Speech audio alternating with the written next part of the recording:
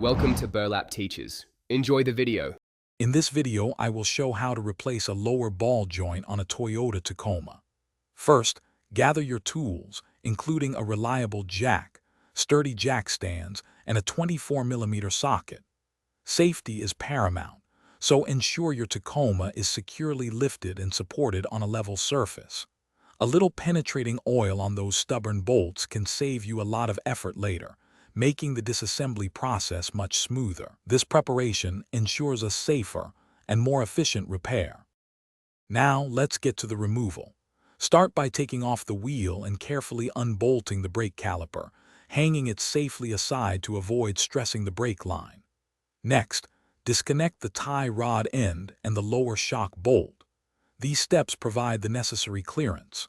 Finally, use a specialized ball joint separator to carefully press the old ball joint out of the spindle, ensuring not to damage surrounding components during this crucial step. With the old ball joint removed, it's time for the new one. First, thoroughly clean the spindle opening to ensure a proper fit. Then carefully press the new lower ball joint into place using a suitable ball joint press tool. This ensures a secure and correct installation. Reconnect the lower shock bolt, the tie rod end, and the brake caliper. Finally, reattach the wheel and lower the vehicle, double-checking all connections.